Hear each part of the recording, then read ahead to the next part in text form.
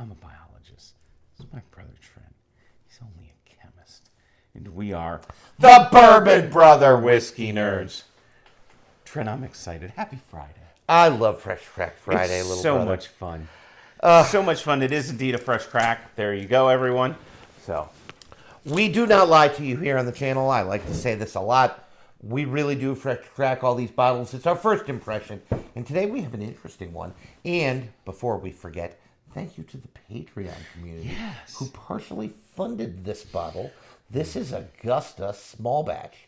Now, I will admit, I get confused by Augusta. This is distilled in Kentucky. distilled and aged in Kentucky. And when I think Augusta, I think Maine. In Georgia. And Georgia, where we used to live. Where they play the Masters. Home of the Masters. But that is not. Augusta, as it turns out, is a small city in Kentucky. And there's a picture of the state of Kentucky on here. And right above this, there is a batch number. 26.01, for those of you who care. This is a premium small batch bourbon whiskey from Augusta Distillery. And it is rumored, Troy, to be 7 years old. Perfectly fine. Now, it's not age stated. That's not on the bottle, at least not that I've seen. So it is age stated, but it's rumored to be 7 years old.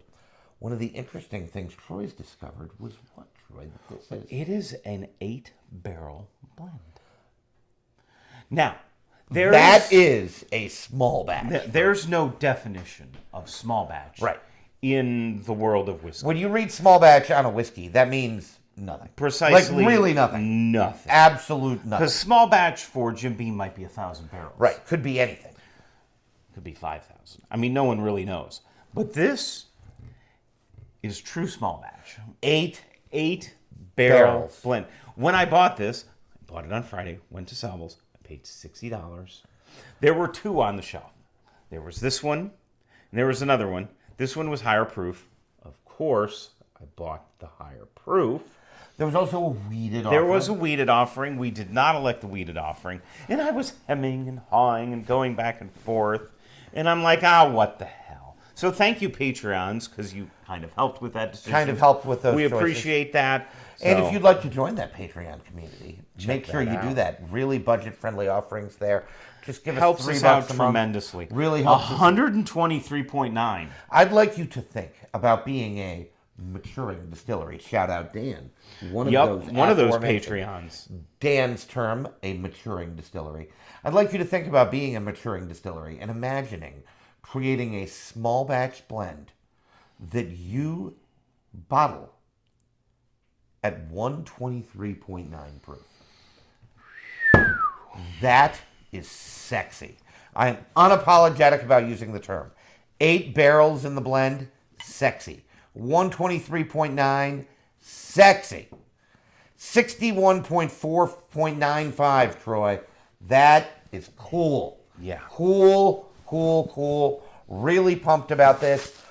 This is our second. Yes, it is. Augusta purchase. The 10-year mother of pearl. Yeah, it's going to probably land on Whiskeys of the Year. If you want, you can watch that fresh crack. I'll put it up in the corner if I remember. I'm sure it's there. It's out there. But just so you know, 70-21-9. Which, if that sounds familiar, it probably should. That's a Green River mash bill. Now, I don't know that they source. No, it's not. It is. I get the impression. Now, it could still be. It could still be distilled in Kentucky because that's Green River. Correct. Absolutely. So, because Green River's in Kentucky, we don't truly really know, but we think it's their own juice. I mean, I think the 10-year was their own juice. I believe it was. Yeah. I mean, obviously, they could distill at that mash bill and it be their own juice. Correct. Right. It doesn't have to be Green River. So we're going to go in for the nose on this Fresh Crack Friday. On this interesting Buckner's offering. Really pumped about this. Oh man.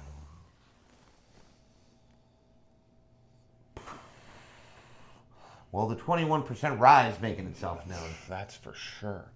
That was the first hit I got. I was like, there's some rye in this mash bill. Now that I'm getting through that, Trent, there is an underlying bright sweetness. There's, like, I wanted to say, like, orange. Yes. Not lemon. I think I'm reading it as orange. He's right. It's orange. It is orange. Like an orange Julius that you put lots of rye in, right? Like, I don't know why you would do that. Instead, you'd just drink this whiskey. But orange Julius, remember when those were at the mall? Oh, yeah. Remember when there were malls? Yeah. The mall is dying. It's okay. Boy, the rye notes on here are spectacular. It is tough to over rye, Troy and I. We like 100 ryes, like unashamedly. So this is reading really rye forward. The sweet notes are a little more fruity. I'm not getting a lot. There's a little bit in there of vanilla brown sugar caramel, but it's really that nice orange Julius fruit note sweetness underneath. You know what it almost sparks up, Trent? Old Granddad. I could see that. Because old Granddad sometimes hits with that notes of oranginess. orange zest or whatever you want to call it. Yeah. It's an interesting point. Wow. It smells pretty good, folks. I'm here There to is tell you. an ethanol nose here, too. Yeah, no, It's coming through. The proof ain't hiding. Now, maybe it will on the palate. That tends to be the case. And it's a fresh crack. So, the proof hitting us on the first nose of a fresh crack, not really a surprise, right? So, my gracious. All right. Cheers, folks. Happy Friday. Graham cracker. That's, ooh. I could see it. It's almost reading like a rye whiskey. Barrel char. It's almost reading like a rye. A sweet rye. A hint of tropical. I'll let you know when he says something. I'm zoning. I'll let you know when he says I'm something going to keep wrong. going. I'm getting an earthiness. Leather. Tobacco. Tea. Black tea is a phenomenal note for this whiskey. You have to sort of hunt for it, but it's in there. For a $60 whiskey, there's an awful lot going on. Well, Here. it's a hitter on the nose. It is a hitter on the nose. Not necessarily a cleanup hitter, but like your number 2 hitter, a really good hitter. Man alive. All right, Troy, I'm drinking it. Ooh. I'm nosing. I'm in my nosing zone.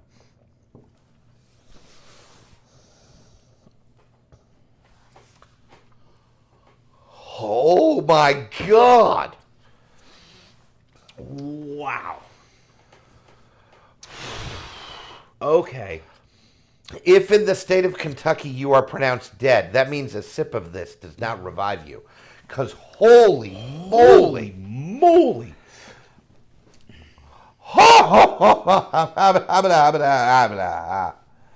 Flintstones, meet the Flintstones. Oh my yabba dabba doo. Trent has fallen off the rails. We'll give him a moment. You say something intelligent. I can't. I absolutely love the punch of sweetness. And by punch, you mean Mike Tyson in his prime. And then Holy it Toledo. transitions to rye. And it is not ashamed about that. Because this is a spicy meatball. That mid palate is 100% rye spice. It hits like almost a freight cayenne train. pepper. It hits rye like a spice. freight train. It is so rye forward. And I think some of that is oak. I think some of that is proof. oak and proof. But man, oh, day. Now that I've drank some out of here, I get such nice oak sweetness. Like a malty It's oak a sweetness. spicy oak. The oak notes come through more now that I have a little And less- malty. Trent said malty, now I get it. Yep. No, it's really I good. think I said graham cracker earlier. It's really good. It's so good. Folks. Holy Toledo.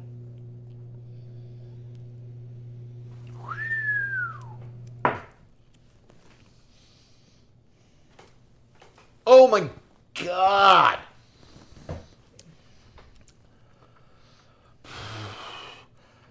There are... That punch of rye? There are whiskeys that are aggressive with their first sip. And then there is a Grand Canyon chasm. And then there is this freaking whiskey. Because, oh my stars, if you are into delicate, smooth, Soft, whiskey, well-rounded. This is not for you.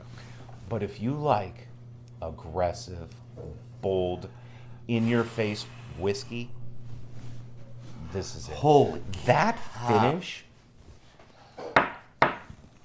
the highlight for me is the palate. Now the nose is fantastic, and the finish. if I have a gripe, Trent, I want a little more on my finish. I think it's sort of a sneaker, like because I was gonna bang on the finish on my first sip. My second sip is better. My second sip is better. I don't think it's. My tongue is still tingling from all that rye It's and the black pepper. It's just such. It's almost chili powder. It's such a hitter on the palate that it's tough for the finish to contend. The finish, I think the finish's problem. All right, go with me here. I might have a point.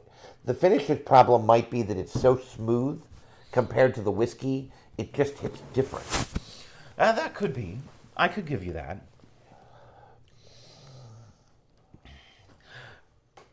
I get the proof on the mid palate. I don't necessarily get it on the finish. Well, I get it on the nose. You're right that you don't get it on the finish. The nose on this is dynamite. Here's a question. I mean this as a question because I love the whiskey. Love. Not like love. Could write a song. I have a haiku coming out. So about this whiskey, it's so good. What is haiku? I don't even know what haiku remember. Is. It's those English majors. We weren't English majors. In case you missed, we rarely speak English. But I love the whiskey. Does it drink too much like a rye? Almost. Because I would, if you told me, if I were drinking this blind, and you told me this was a rye, I'd believe you. It almost drinks so peppery, it's almost not a bourbon. Is there enough sweetness there to back it up? Because there are ryes sweeter than this. Well, that's a common misconception, which might be an episode all in and of itself, about rye. Ryes can be sweeter than bourbon. Right. And there are ryes certainly sweeter than this bourbon. I'm struggling because Trent, to a certain extent, is correct. There's so much rye prevalence. See, I like the sweet notes, though. I might be wrong. There's a nice initial burst of brown sugar, caramel, vanilla that I can get behind. I'm probably wrong. And I'm at peace with being wrong. I'm not completely... I think that's why I might like it, is there's such a contrast between the sweet notes on the front of the palate and the rye spice on the mid palate. I'm telling you again, it's the third time I've said it. Folks, it's a freight train. It is. It just comes right at you. It is not waiting for you to give permission. It did not ask for consent.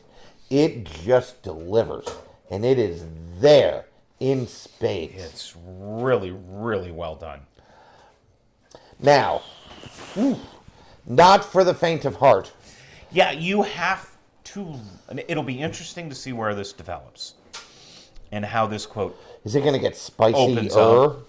Dear Lord. Is that going to subdue a little bit off fresh crack? Probably. More than likely. Probably. If that does, this might be for more people. Right. And that would be okay. And, again, we say this a lot on the channel. You need to know your palate. This is a rye drinker's bourbon. And that's very accurate. And sometimes we say this is a bourbon drinker's rye. And whiskeys like that exist. Yep. And there's nothing wrong with them. We like them. Old Forester 100, that's a bourbon drinker's rye. Very sweet rye. Okay? There are other ryes that are not that way. And that's okay too. This is a rye drinker's bourbon. because this is delivering on the spice, delivering on the proof, delivering on the notes. It's a hitter in every sense of the word because it hits. It hits. It's delicious. I was unprepared for that first sip, and boy, oh boy. Yabba dabba doo, like I said. Flintstones. I have a question, Trent. Does it creep into whiskey of the year? It's close. It might be. It's close. It's close. It's close. Well, and as we like to say that we call out distilleries when they do crap, and we compliment distilleries when they do good things. I'm not sure legacy distilleries could do this, but an 8-barrel blend, it's so sexy. It really truly is. It's really cool. It does. Barrel Now, I have at another. blend strength. I mean, why would they water it down to 123.9? It doesn't say blend strength, but it has to be. It has to be. There's no way it's not. They mixed the barrels together and then bottled it. Determined what the proof was. What the proof is. Right. That's what they did. It does spark of the 10-year. And that boldness. Yes. And that aggressiveness. Which is why we like the 10-year. Now, it's not as oaky, but you wouldn't expect it. It is not, and I wouldn't expect that for... It's not age stated, but it's purported to be about 7 years. 7 years, they say. And the 10-year was this with the extra age. Right. The mellowness, the roundness. Well, and that's why it didn't hit quite as hard. Correct. Because it was depthier. Yep. It was a little bit more intricate and interesting. A little bit. This is a little bit more in your face. But to make a small batch whiskey at blend strength in the 120s and have it hit like this with a 7-year age statement and an 8-barrel blend. I don't know why I'm so impressed by that, but I'm sorry. I am impressed by that. Because it's something only craft distilleries can do. Jim Beam ain't making an 8-barrel blend. I just noticed Bourbon uncompromised. Yeah, that's pretty good. I mean, that's truth in advertising. It is bourbon, and it's uncompromised. I'm going to leave it at that. Augusta got put on the map when one of their bourbons, now it was like a 15-year, a 13-year one. It was Buff Turkey Juice. It was like one bourbon of the year at one of these spirits competitions or whatever. And since then, they've been on the map, but I got to tell you, I don't know what those people tasted, and it might have been sourced in Buff Turkey. It could have been, but... But this, near as we can tell, is their own distillate, as is the 10-year, and both, folks, are phenomenal. Really well done. I have a comp. Oh! I'm waiting. Short barrel. 7-year, 131. That's short barrel. Now, short barrel is sourced. So it's not their own distillate. Yeah, but that's a fair comp. Because of that bold and aggressive nature. Like this. Yep, that's that bold and aggressive nature. Which Trent and I tend to kind of... Well, that short barrel, I had a pour of that this week. I talked to you about this off camera. Oh, my gosh. Short barrel. That's shiznit. It's a pick, which is why you haven't seen it. We don't review picks on the channel because you can't get them. I'm not sure you're going to be able to get this, but you know what you might be able to get is another batch. Or the wheated. Maybe you won't get batch 2601, but you can get batch 2503. Or batch 2604. You might find something different. You and never know. If they're all 8-barrel batches, there've got to be plenty of them. I don't have... This is why we go to Nick. How the hell he get this? It's Nick. You know what 8 barrels is? 8 barrels rounding up is 1,500 bottles. Yep. That's correct. 1,500 bottles. It's about 400 gallons. What? How does he get... Why are we nice to him? I'm in a bad mood now. I want to go punch Nick in the nose. And I don't, because Nick does us right. But no, this is a find. And, folks, Troy paid $60. Just go get it. Just go get it. Just go get it. Go buy some. Maybe you've had it. If so, God bless you. And talk to us about it in the comments. Let us know what you think of Augusta. And maybe you've had other stuff. In the comments. That's a good point. Have you had their rye? Because we have not. Is it good? Did you have the weeded? I want to know. Good. I want to know. I kind of want to go back and buy the weeded. These are good questions. But anyway. I think that was 1 so you know. Yeah, something like that. But, 117. But in any case. Oh, man, it's delicious. Oh, it's freaking amazing. All right. It's safe to say we like it. We hope you've enjoyed. Make sure you like, share, subscribe. Join that Patreon group. Budget offerings there for you. Less than a gallon of gas. Yep, It really, truly is. Just not a full one tank. Single 1 gallon. gallon. One. That's all we need. Helps us out tremendously. And hey, whether it's Friday, random Thursday, you're coming off work, and you're just having yourself a pour, make sure you're always liking what you drink. And drinking what you like. Bye, everyone. We'll see you next time.